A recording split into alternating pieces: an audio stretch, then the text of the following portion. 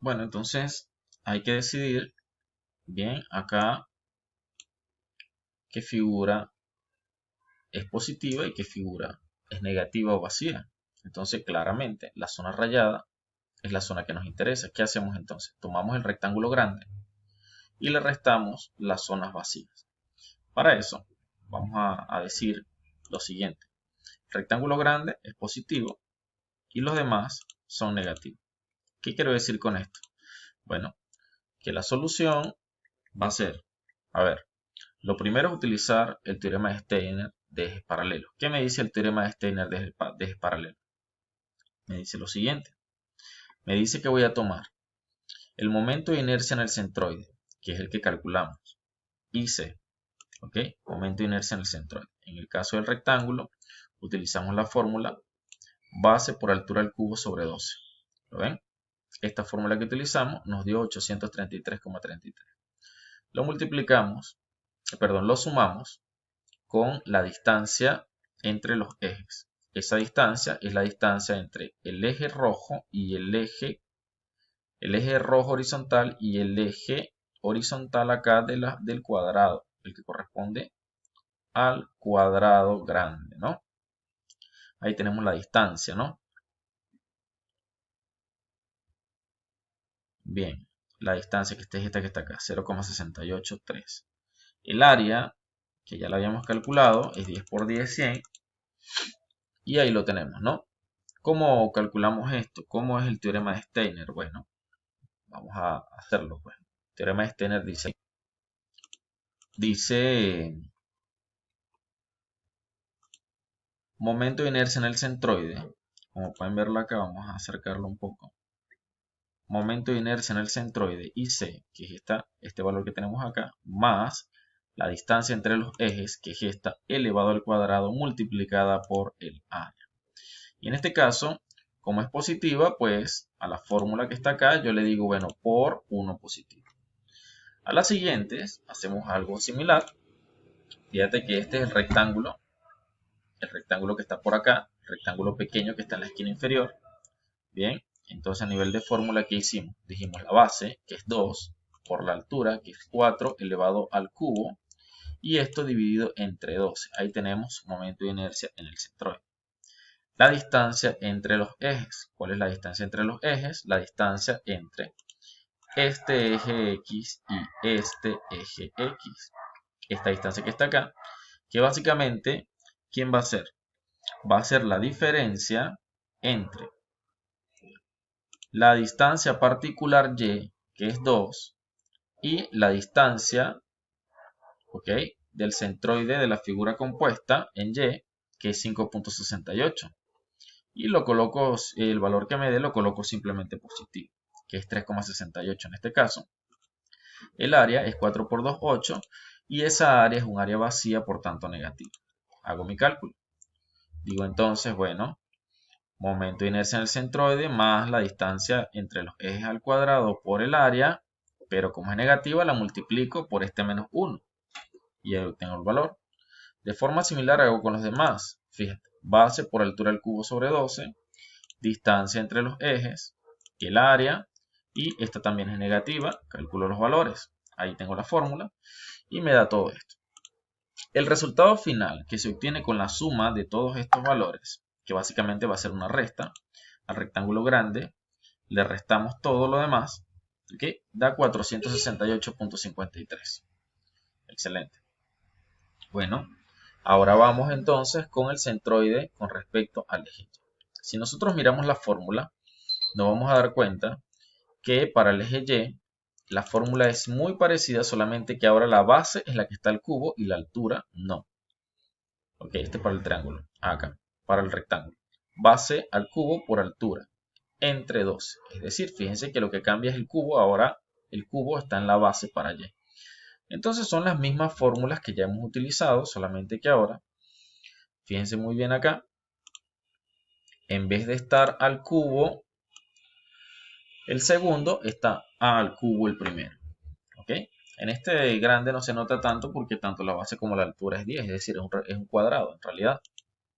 Y para este sí se nota porque fíjense que antes estaba 4 al cubo y ahora esta es 2 al cubo. ¿Lo ven? Mientras que en el anterior era, fíjense bien, mira, 4 al cubo estaba en el anterior. Mientras que en este está 2 al cubo. Ambos entre 12. Ahora, la distancia. Como esta distancia es entre ejes verticales, ¿a qué me refiero? Esta distancia es entre este eje vertical y este eje vertical, entonces va a ser una distancia horizontal. Y por ser una distancia horizontal, entonces, básicamente la forma de calcularlo es, fíjense, restando lo que es la distancia de X particular de la figura con la distancia de X del centroide de la figura general. Si voy con el siguiente, me voy a dar cuenta que también es lo mismo, miren. Solamente que ahora es la distancia en X de la figura particular menos la distancia en X del centroide general. Voy con la siguiente y tengo nuevamente, fíjense, distancia en X de la figura particular menos la distancia en X de la figura general. Es decir, distancia entre los ejes verticales. El eje rojo se resta con cada uno de los ejes particulares pequeños. Muy bien, esa era la manera entonces de hacerlo. Ok, teniendo esos valores, hago el mismo procedimiento que hice para allí. El área es la misma, le coloco 1 al área positiva y le coloco menos 1 al área negativa. Calculo, digo entonces IC más distancia en X al cuadrado por el área, multiplicado por, si es 1 positivo, va a dar positivo. En este caso, sería distancia, momento de inercia en el centroide más la distancia en X al cuadrado por el área por menos 1. ¿Por qué? Porque es un área vacía y quiero cambiarle el signo. ¿Ok? Ahí lo tenemos entonces. Ahora, ¿cómo calculamos el producto de inercia? Vamos a calcular el producto de inercia de cada uno.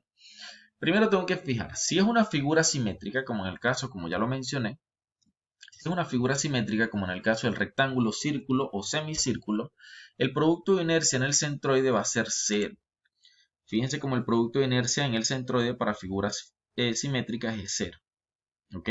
Esta es, digamos que semisimétrica. ¿Por qué? Porque es simétrica con relación al eje Y, pero no con relación al eje X. Pero igual.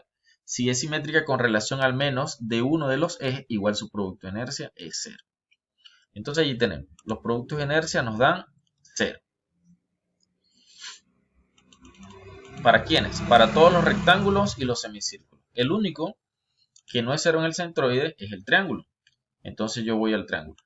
El triángulo me dice, a ver, vamos a sacar el triángulo.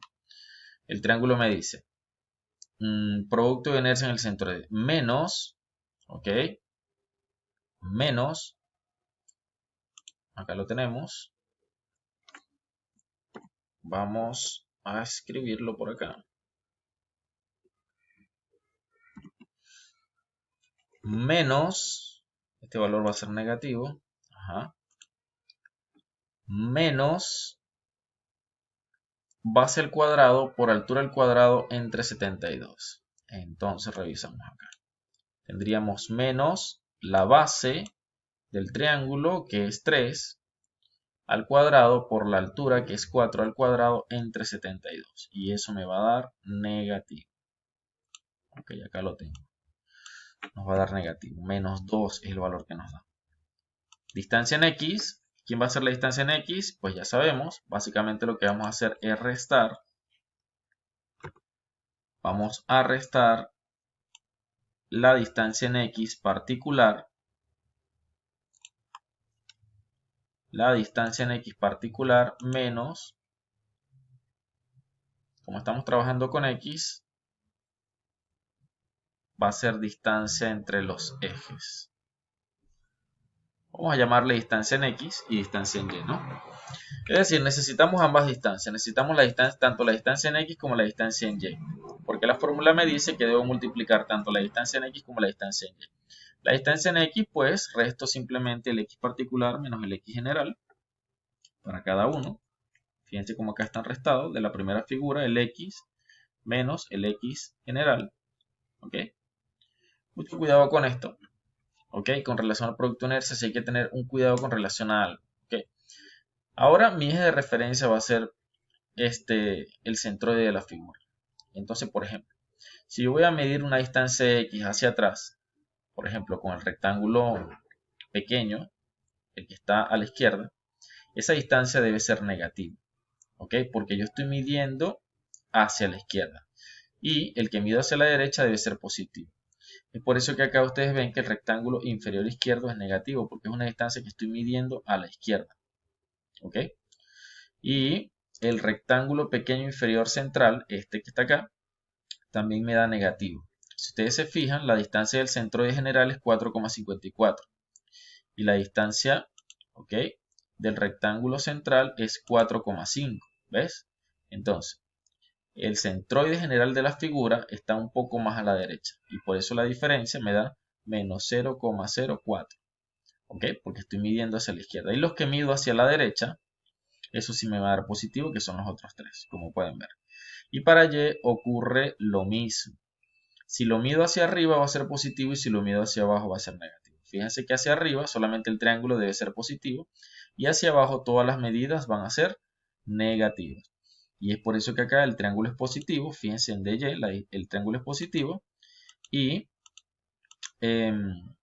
todos los demás son negativos porque estoy midiendo hacia abajo. Eso es algo bien importante que deben tomar en cuenta para lo que es el producto de inercia. Las áreas son las mismas que ya calculamos y acá señalo como positivas con 1 el área que deseo y como negativa las que voy a restar. ¿Ok?